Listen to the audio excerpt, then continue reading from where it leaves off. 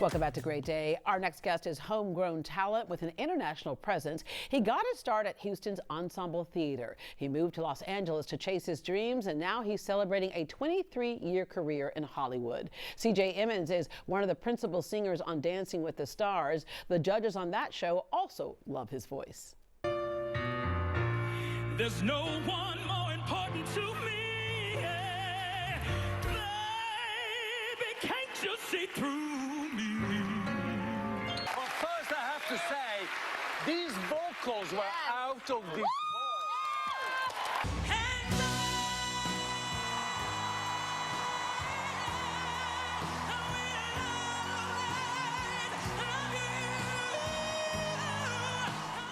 Oh my gosh, I need a break right now. This is amazing. Okay, he was recently on the show Britain's Got Talent. Simon Cowell called his performance a vocal masterclass. CJ is back home to perform his one-man show called I'm Freaking Talented. It's at the Hobby Center for the Performing Arts tomorrow night. Good morning, CJ. Good morning. How are you? Good to see you again. You Thank grew you. up on me. I know. It's amazing. Thank you for having me. Absolutely. All right, you got the Rising Star Award with the Ensemble Theatre. I did. Several years ago, and you reminded me I handed You it to you. presented it to me. You oh did. My gosh. You did. Okay, you see what happens when I raise him? Okay, no, your mom's like, you did not raise him. You back up. All right. Okay.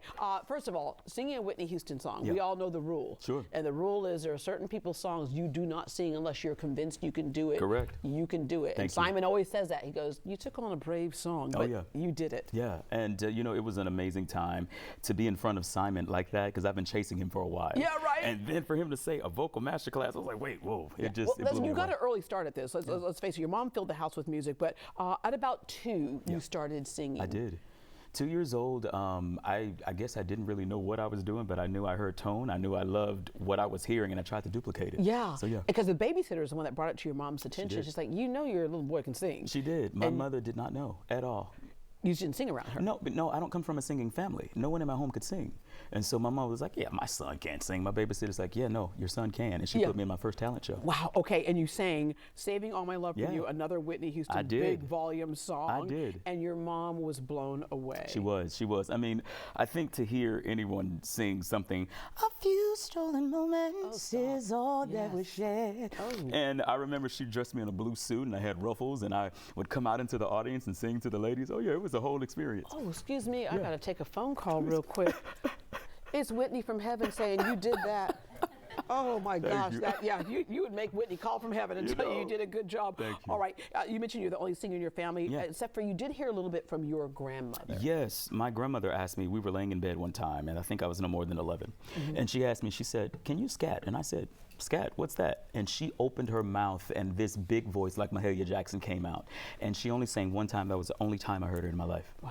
All right, but you remember it. So his voice as big as Mahalia Jackson. Oh, it was huge, huge voice, All right, the Ensemble Theatre. You're one of, it's one of only 8 African-American theaters worldwide, so it's very well known. And what they do is they kind of tell the African-American story in the arts because it's not always represented on the stage, right?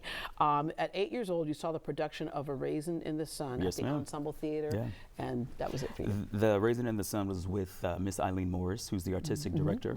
And I don't want to forget this ensemble is celebrating their 50th anniversary. But yeah, in that production, I saw her and I said, I want to do this. She captivated me so much and she ended up being my mentor. So it just worked, just like full circle moment right now. And you were there with somebody else that we're familiar with here in Houston, Beyonce. I was there with Beyonce, LaToya, Latavia, the original members of Destiny's Child, including Kelly. And we were all the young performers. We were in the YP program. And we set it up. Set it off. But you stopped singing for a bit. I did. I didn't want to sing. I wanted to act. And so graduating class of 2000 in Willow Ridge High School, I did mostly drama during my tenure there. And the choir teacher, Ms. Davis, she tried to pull me out so many times to come in choir. And I'm like, I don't want to do it. I want to act. But Mr. Ronald Thornton is the one who pulled me out and said, you know what, you're going to sing. And so he allowed me to go on all the jazz choral things. And I sang for presidents. I sang for first ladies with Mr. Ronald Thornton. All right. But at one point, you had a deal when you were touring and things got a little tricky. Yes. Do you want to talk about it? Yeah. Lord. Well, you know what? In talking about it, we have so many people out there who Sure. are so talented who would love to take the journey that you've taken. Yeah. But sometimes they get tripped up on the roadblocks. Yeah. And sometimes we can look at roadblocks and we say, was it really a roadblock or was it God's detour? I think it was God's detour. Yeah. I think it was God's detour. Also, I have a very, very strong mother who saw things and said, nope, I don't want you to do this right now. We're going to take it out. I don't think that's for you. We're going to take it out. You know, because So you were devastated. You went back to regular high school and not touring. Yeah, I went back to regular high school because it wasn't time yet. Yeah. And look at all the things that are happening now. It's time now. Yeah. So I love that. Yeah. All right, you went on to college because you know it's interesting. So many times when you're that talented, sometimes people say, "This is it. This is all I'm going to do." Yeah. Others go, "This is my passion, but I have to have something to fall back on." Yeah, You no, went off this to is my college. calling. Yeah, you studied forensic psychology, did. and then finally you came to your senses. and said, you know what, let me get out of here. And I told my mother I was going to visit my cousin in California who was graduating high school. And I took the car and I left. She didn't know I packed up your entire I packed room. up my entire car and left. And she had no. In fact, she no found clue. out that you were moving, not going to Yeah. visit. You were moving. You were probably in like New Mexico at the time. I was, yeah. And your aunt said, "Yeah, you know, CJ, you know he's coming to move here. We got a room for him. He's gonna come move here." And she was like, "Wait, what?" What? Yeah. She called me and she's like, "You on your way to California?" I said, "I told her." She says, "No. You didn't tell me you were moving." Yeah. And then she cried on the phone and she said, "You know what, son? Go out there, do not get a regular job, do not be a regular person. You are meant for greatness. Go out there and do it." Yeah, and you did it. You were on the show The Singing Bee, the BET Awards, including the Whitney Houston tribute, which was so fitting for you. You got an Emmy nomination for the HBO. We're Here. Yes, ma'am. You've worked with them all. Mariah Carey, Celine Dion, Patti LaBelle, Bobby Womack, Usher. You don't even need to say any more names on that one, right? And some of your biggest mentors: Jennifer Lewis, Quincy Jones, Dionne Warwick. Yeah, they when I tell you they have my back, they love me, I love them. Yes. Jennifer and we have a blast, and she's always available, readily available. Dionne Warwick, readily available. Rest in peace, Quincy Jones. I feel very privileged that I do have these people in my life that just take care of me. And this is another part of your story. Whoever you meet along the way, just understand that person could connect dots for you as you are along your way, right? Absolutely. So Dancing with the Stars, you had worked with Ray Chu before, and you read that he was the new musical director at Dancing with the Stars. Yes. So you called his assistant about some auditions because, you know, we were talking earlier about people sometimes forget that there's those live vocal performances because we're busy watching the dances, but sometimes I don't see the dances, I'm listening to the vocals, right? Yeah, I love that. And so you called his assistant and said, "Hey, are there auditions?" Sure. And she said, he's not looking for anybody right now. And I said, well, tell me now. She's like, he's not looking for anyone. So months later, I was teaching a vocal class. And she called me. She says, "Ray wants to see you right now." And I said, wait, what? She says, "Right now." I literally canceled the class, went over to the audition.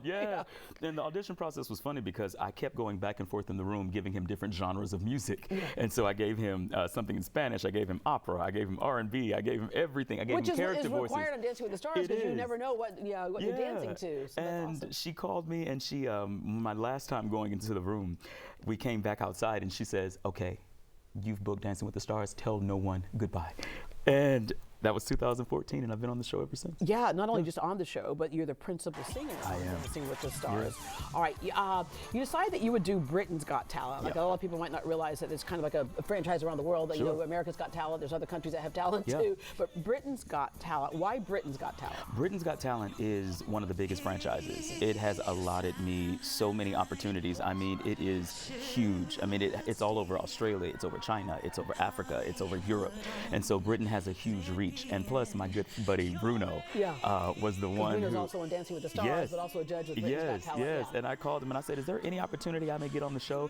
He says, "My darling, I don't know. And then 2 weeks later, they called me. Wow. Okay. Of course they would, right? All the judges voted yes, and you know that's where Simon said a vocal master class. And you came down to the final three, right? Final three. Yeah. All right. Okay. In between there, all of a sudden, what happens next is life-saving surgery.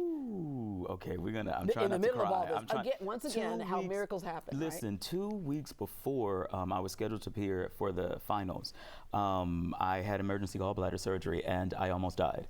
The doctor told me if I didn't go in on the day that I did, my gallbladder would have exploded because it was 80% dead, turning gangrene, and it would have turned sepsis. And so she said that if I didn't come in when I did, I would have passed. So you had your surgery. This is great. You had your surgery, and you go, "Okay, that's taken care of," and then went back for the finals. Yes, went back for the finals. The funny thing is, they cut into my diaphragm, and I didn't know, so I couldn't sing. It took me literally, I had to muster everything I could to sing something. Well, we're hearing it right now. You did a man's world. I was in total pain during that. I was in so much pain. And I just mustered everything that I could to get that out. It was, you know. Well, there's the emotion there. Oh, yeah. He's like, this is a man's world. I channeled it all into that performance, Wow, okay, that is a masterclass. Yeah. That is a masterclass, right? 2 weeks after surgery, I did that. That's crazy. Yeah. Okay, I'm Freaking Talented, the Yes. one-man show. It's about your 23-year career. Yes, it is. And you did this in LA to sold-out crowds. Yes. Now you're bringing it back home. Now I'm bringing it back home. I'm so excited. I'm completely humbled. It's one of those moments where you have walked the streets of Houston, you have done the parades, you have, you know, eaten the Shipley's donuts and eaten the food and eaten the ice cream. Toured with Bobby Womack. You shared laughs and popcorn with Patti LaBelle. I shared sweet potato pie with Patti LaBelle in her house. Yeah, there was some good sweet potato pie. But yeah, and now I'm home. You wrote the show because after the pandemic, you know, everything slowed down for everybody. It gave people time to reflect. Yeah. And you reflected on your 23 I years. did. Well, no one was calling me. Yeah. And so I said, so let me create another lesson. You create your own opportunities. I'm going to tell all your listeners out there, make sure that you create something. Like there is something always brewing in somebody, and this show, I'm Freaking Talent, was brewing in me. And so I just literally sat down, wrote down my life of what it had been thus far. At that time, it was 20 years, and it just came to fruition. Put it up in LA, and it sold out every time I did it. And to bring it back to Houston with the Houston Hobby Center, I thank you so much with the Houston is Inspired. That's what it's called. And this organization has done so much for young Houston talent, for Houston talent, period. And for Houston Hobby, for them to accept my baby and to birth it, it's just, which it's is the so most great beautiful because thing. we have the big performances there, you know, but then you can have another kind of performance that's a little bit more intimate in Theatrical Hall, isn't it? Yeah, and it is. Houston is Inspired, I think, is one of those programs to where you have this idea, and then all of a sudden, people are looking at you and saying, "Wait, Houston, you grew up in Houston? Yeah. Okay, cool. Let's go. Bring it here. Let's go." With that said, I know there are some people you need to say good morning to right now. And I know there's some extra cousins and stuff. You got some tickets to the show? You know you have some extra cousins right now. All right, all my cousins that are listening, I do have some tickets for you. Yeah, because you've been hitting me up and you've been hesitating buying your tickets. With my cousins, I have them for you, so don't worry. Yeah, they're all good. Yeah. Anyone else you want to say good morning to? You know, good morning to just everyone. My teacher, hey, Miss Emmanuel. Good morning to Miss Eileen. Good morning to my Aunt Eloise. Good morning to my Aunt Denise, my Aunt Bernice. Good morning to all the Pradias that are watching right now, all the Emmens that are watching right now. Thank you guys so much. Make sure you tune in December 12th, Houston Hobby Center. Get your tickets because you only get a limited amount. Yeah. All right, so then you just did your Grammy acceptance speech. There you go. There you go. All right. Thank you so much. Absolutely. And so great to see you again. Thank you. So great to see you again. All right. All right, CJ Emmens, one-man show, I'm Freaking Talented, is happening tomorrow night. It will be at Hobby Center for the Performing Arts in Zilkha Hall at 7:30 p.m. Tickets are still available, and they start at $20. Yes. To learn more, head to greatdayhouston.com, and we will connect you.